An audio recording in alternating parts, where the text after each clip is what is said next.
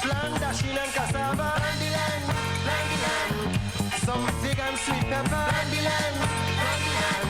Plant lettuce and cucumber. Plant the land, plant the land. Plant dashing and cassava.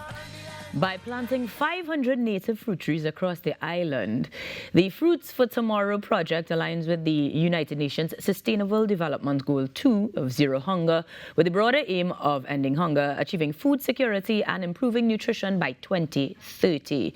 It's spearheaded by the Junior Secretary of Tourism, Anthurium Lewis, who joins us on the Now this morning. Good morning, Anthurium. How are you? Good morning, and good morning to Trinidad and Tobago. It's lovely to be here. Thank you for having me, and good morning to you, Ms. Ainka. Well, thank you for joining us. Since we are continuing almost the conversation, it being World Environmental Day, the environment is what you are looking to tap into in a beautiful way. Tell me a little bit as to what inspired Fruits for Tomorrow and how it's going to be executed, as it's a multi-pronged approach. Yes. So I'm a child rights ambassador, so I'm very passionate about championing the rights of other persons. I'm very passionate about the environment. I'm passionate about anything to do with human rights in general. I like debating and I like discussing important and relevant topics. So coming into this Junior Secretary of Tourism role, I thought, in what way can I give back to the people? And so I thought of a project that can not just benefit the tourism sector, but also the people of Tobago, so that they can benefit in the long run. Yes. So sustainability was the real goal of this.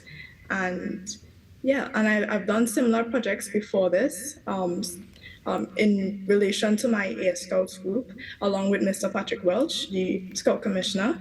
So I've had experience in this area before, so I thought, why not build this into a bigger project to benefit more people? Well, it's definitely a big project, so much so that there are two parts to it. I mentioned the planting of the trees, so let's get into that first, because 500 trees is not a small number, and I imagine there might be the opportunity for John public to get involved, being volunteers or so. How will that be executed? Right, so for that first part of the project, we are planning to plant trees in schools. So that is primary schools, secondary schools. We're also planning to do some planting at faith-based institutions, as well as within the communities, right? So this is to allow for a full and complete access to a healthy source of nutrition. Right? We're also planning to plant in areas that are susceptible to landslides and erosion, right? So, of course, with the proper approval from the necessary authorities and advice, we'll know where we can plant, as well as we are also planning to plant in strategic areas for beautification purposes, because yes, this is a tourism project. So that's the first part of the project. And the main target of this, I would say, is to replenish that abundance of local or native fruits on the island of Tobago. Right. Because we are in a state where we find that the number of our local fruits are depleting. The appreciation for it is depleting. Not much people know about it. If you ask a student, tell me a local fruit, they'll say mango, because that's what they know. So we want to bring back that appreciation. We want to bring back that knowledge, and just to have fruits for everyone, because it's healthy, and the overall target is, yes, SDG number 2, Zero Hunger. So tell me about the types of trees that we'll be seeing, and perhaps the sources. Do we have any partners that we can thank for donating trees, or have these been acquired otherwise? Yeah, so we are planning to get these trees from reforestation, so I'll have to thank Assemblyman Natisha Charles Panton for that. We are also reaching out to other stakeholders, so there's a wide cast of supports in this. And yeah, so the trees we are planting to plant is fruit trees. So we're gonna do soursop, we're gonna do things like breadfruit, we're gonna do things like sapodilla, a golden apple. Someone suggested jackfruit, cashew, pomerac. All of these are local fruits that we want to replant and have plentiful and abundantly on the island of Tobago. Fantastic. Now, you mentioned that some of the locations will include schools, and that means that the school children will certainly provide some of that labor that you're looking for. But they can get involved in another way. Am I correct?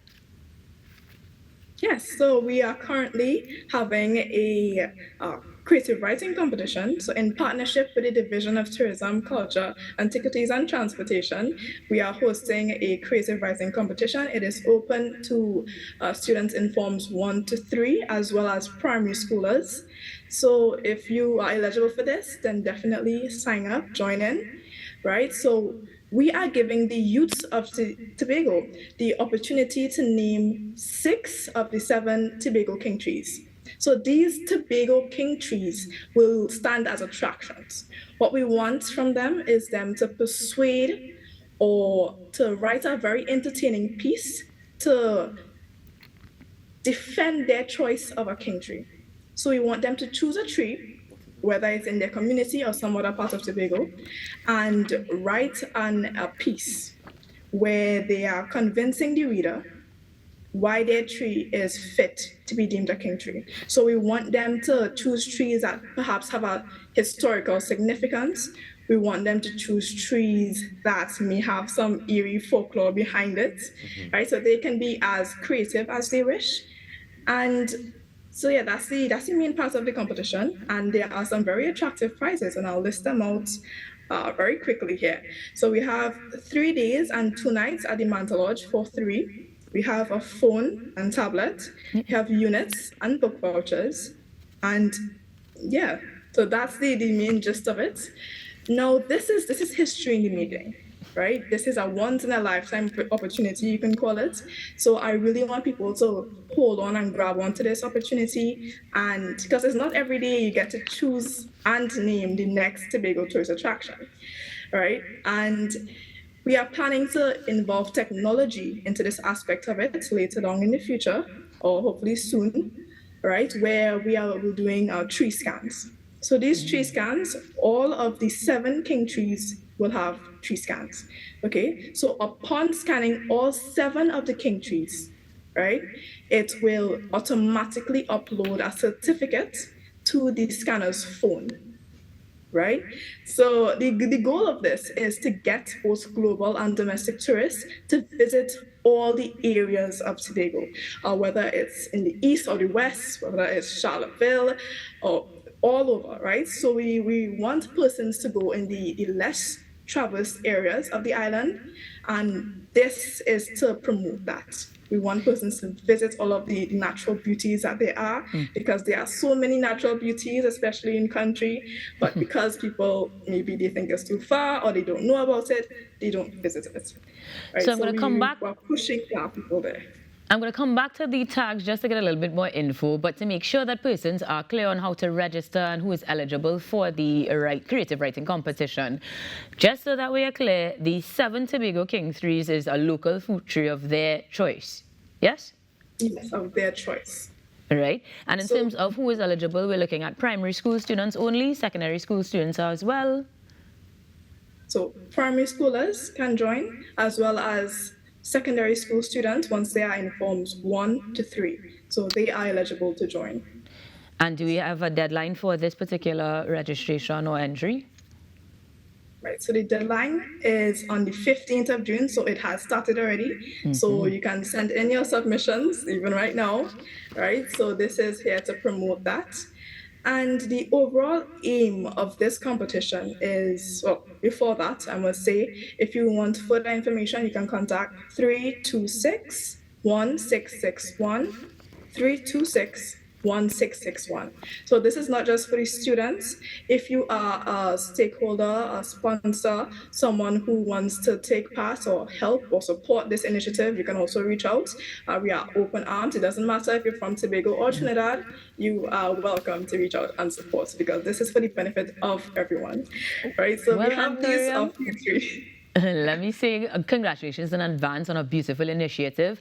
I'm wishing you many more sapodilla trees ahead, and thank you for joining us this morning on The Now. Thank you so much for having me. I'd like to say thank you to a couple of people, but before that, I want to speak on So we have 10 seconds or so for those thank yous. Of 10 seconds for the thank yous.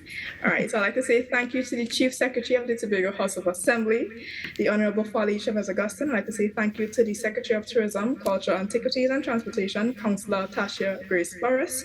I'd like to say thank you to the Secretary of Education, Research and Technology, Assemblyman Zerisha Hackett, as well as the Secretary of Food Security, Natural Resources, the Environment and Sustainable Development, Assemblyman Natisha Charles Panton. Thank you to all other stakeholders as well. Fantastic. And just thank you. I'd like to thank God for this opportunity, my family, and thank you, the TTT, for having me. Absolutely And delightful. It's lovely to be here. Have a good day. Of course, making sure that she gets all the partners in, because it's a big effort, and I am looking forward to all the sapodilla and all the jackfruit that they will plant throughout Tobago and Trinidad. Mention chenet, and one thing I love about Tobago is chenet from Tobago. Let's be real nice. Well, So all maybe better you could plant some more chenet trees. suggest to the children that they Yeah. make chenet trees one of the 7 king They fruit should. trees. Yeah. And it should be a king. Yes. A chenet tree should be a king. Well, we're taking a break and coming back with more here on the Now Morning Show. Tobago Thursdays continue after these messages. Land the land,